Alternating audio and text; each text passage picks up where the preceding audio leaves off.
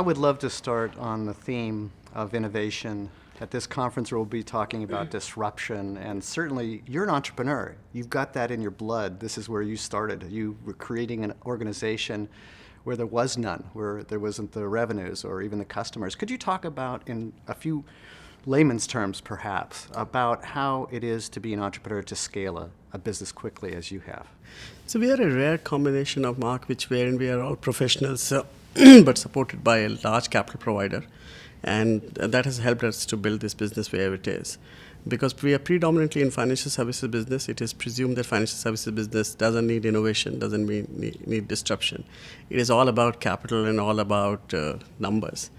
But the fact is that the way the global financial services industry is moving, if you're not nimble and if you're not innovative, you cannot survive. So I don't know so much about whether disruption is required or not, probably less in financial services. You don't want disruption to happen, but definitely want innovations to happen. Because the only way you can provide services to customer in a more transparent way is by innovating in terms of how you operationally be more excellent every day.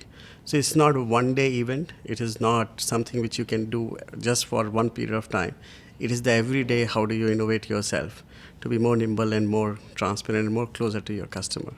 What makes you lead the business? For the leaders who are coming along this journey very rapidly with you right now, what is it that you've learned about making it feel welcome to take those extra steps or maybe think outside of the box in an industry where, as you say, you want to provide a great sense of security, but to differentiate yourself, you have to continue to innovate? How do you really make that possible for your leaders? The global financial services industry in different parts of the world is very, very different. Most of the leader of financial services industry for last post-global financial crisis actually are not innovating. They're only trying to survive themselves in some or other way. But a market like India, which is very large, very diversified, the only way to reach out to your customer and be effective is to inculcate a culture of people being able to figure out how do they innovate their services and reach out to their customer at the last mile. If you know it, India as a country, 50% of Indian population still is unbanked, which means they don't even have basic banking as a service. The only way you can reach out to them by using technology and using innovative services to become a mass player into the marketplace. So we as an organization from day one, there are three things. One, among many other organizations, because we have been a late entrant, we are fairly young, which means that our capacity to adapt and innovate is far greater and higher. Our view is that most of the established financial services player, just because they have been there for a very long period of time, they are more towards solving their existing problem than thinking about how they look at future. Wherein we as a young company just look at future and how do we scale from where we are. So the base premise of our growth and scale is how do we every day innovate in our different services. We deal with insurance, we deal with lending, we deal with retail customer, we deal with large institutions.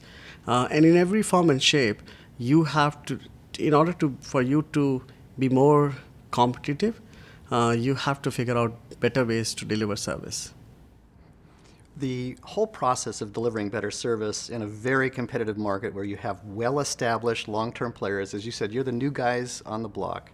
You're drawing out an opportunity to make yourself different from the rest. What is it that customers are looking for when so many are coming to banking for the first time? And what have you learned from the existing customer base who've decided to come your direction? Trust and transparency. I think that there are two factors in financial services industry which completely lacks. You go any part of the world, customers don't trust their service provider when it comes to financial services, and there is lack of transparency. The only way you can do that, you have to digitize every portion of your activity so that you cannot withhold information at your choice.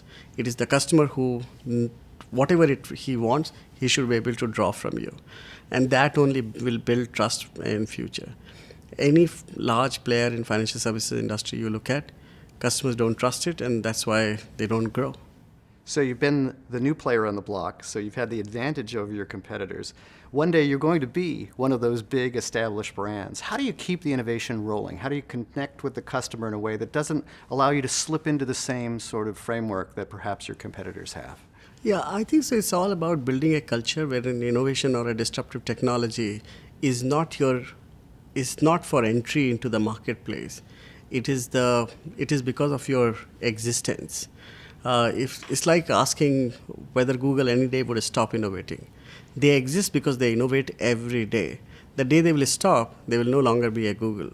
So it's very similar to that. Once you have built a culture, and when people on the ground know that they have to be nimble, they have to be newer, and they have to do it all the time, irrespective of your size, you will continue to do that.